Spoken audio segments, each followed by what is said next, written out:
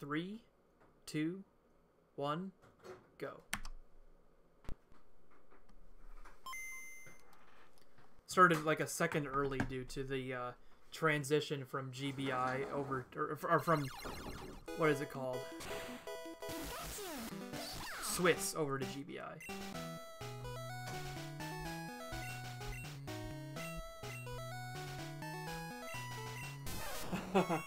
Pokemon Yellow Pacifist. No save corruption.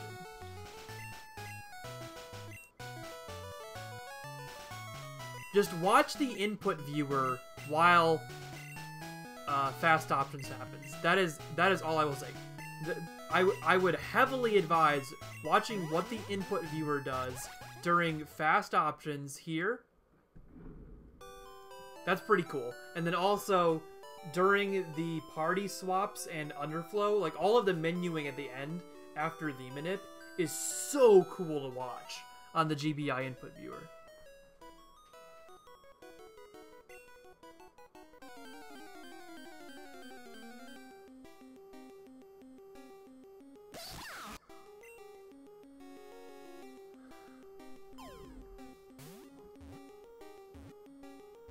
Delaroth, welcome by the stream. We're actually doing a second playthrough here because I didn't do the timer the first time around. But it did work. We're just doing playback repeatedly because it's so cool. It's such a cool TAS. You get to see the manip. You get to see item underflow. You get to see party swaps. Oh, yeah, Poke Guy. That sounds awful. Having to get TID Manip, which shouldn't be that bad, into Pikachu DV Manip, into the Manip. Like, what?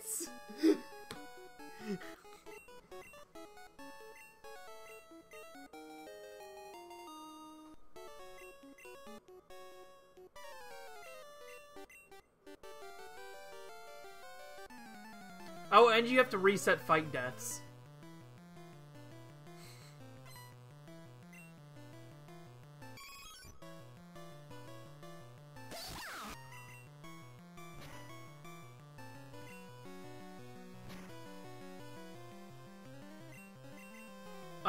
It's still a 2-frame window, but you could probably make it a lot easier with Flow Timer. Are we not calling it Cheat on Timer anymore? It's Flow Timer now?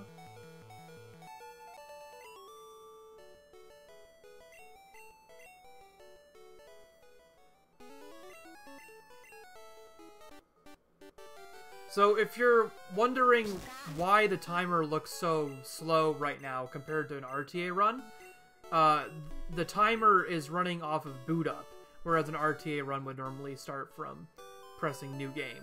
So we're running about 15 seconds behind where you'd normally be in RTA. So if you're looking at the time and being like, I wonder what this would be for a normal run, subtract about 15 seconds and you'd get pretty close. Yeah, 16 because of the extra second we lost in the boot up process.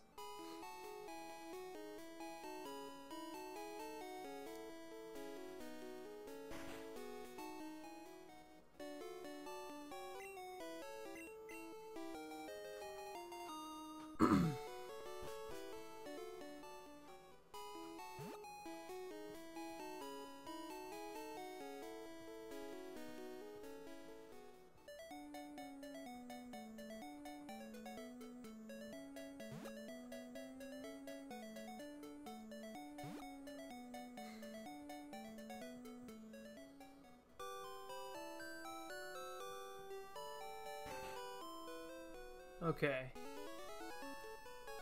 Yeah, this part's super boring because it's just like, oh, we have to do what you would normally do in RTA. But you can at least watch and appreciate the insanely efficient mashing from TAS.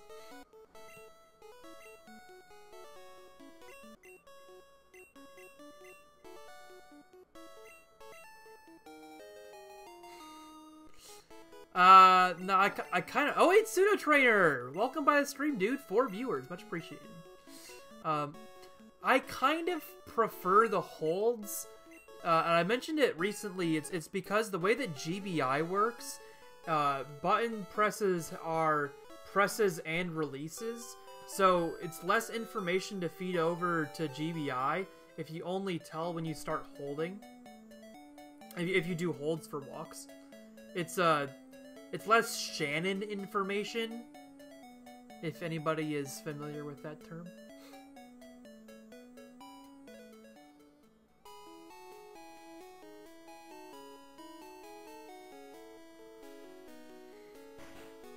Alright, we're going to buy our 1 Pokeball. Don't need any more than that for this. And now we're going to go straight to Old Man. Now this is one of the changes. It's where we're starting to see things drastically different from the last TAS. Because the last TAS would have gone back to the mart, or not to the mart, to the Pokemon Center to deposit Pikachu after catching an encounter, like any encounter really. It doesn't really matter where it is. This one goes straight to the forest. Hi, Pirate Fox. Thanks for coming by the stream, dude. So, and it does that because it catches the encounter after Death Flying to Pallet. And that way you don't have to double back to Route 1, you're just naturally going through Route 1 on the way back to Meridian. Can I wave? It's an interesting request. Can't do it, though. This is, in fact, a live stream. Oh. How nice.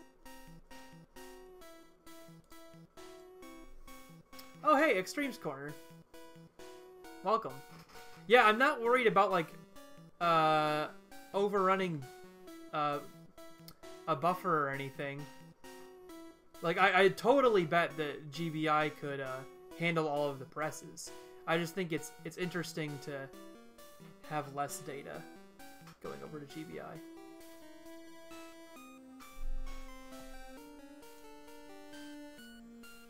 Jesus Christ. That's good to know, though. It's good to know.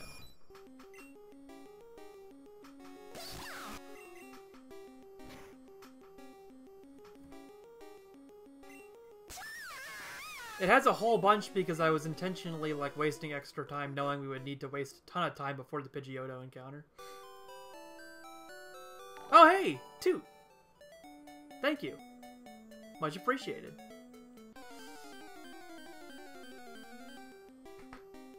Yeah, Extremes, we are currently testing a new iteration of the NSC TAS. We've already gotten it to verify once. It should save about a minute on the previous NSC TAS. It uses TAS-only strategies as opposed to the last NSC TAS we made, which was very similar to RTA. So that's another fun bit. We have to nickname the Wild Encounter TAS and then 7 spaces.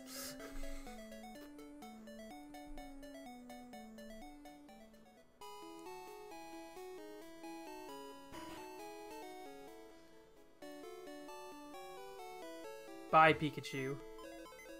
I'll miss you.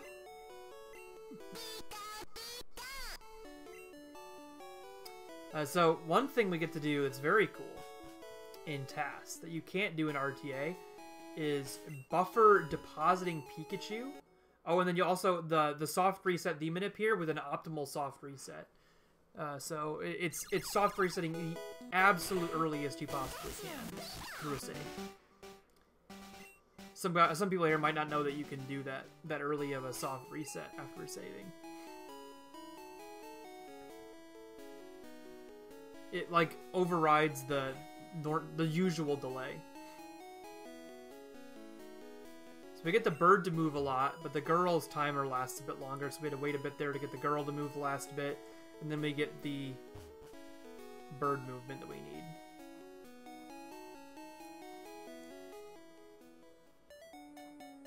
Now this is where things get a little bit crazy. Just for something with the way that the setup works, Delaroth, I'm not really sure. I don't really understand much of it. It's something to do with the way the manip works. But now we get to see our buffered down inputs.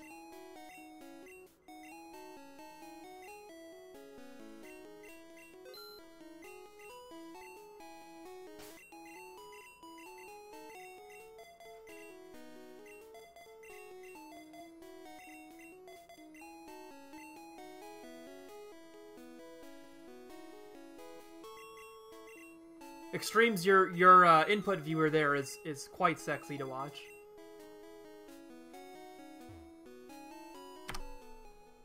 So, something around like a 1018. But I have to rewatch that to be sure.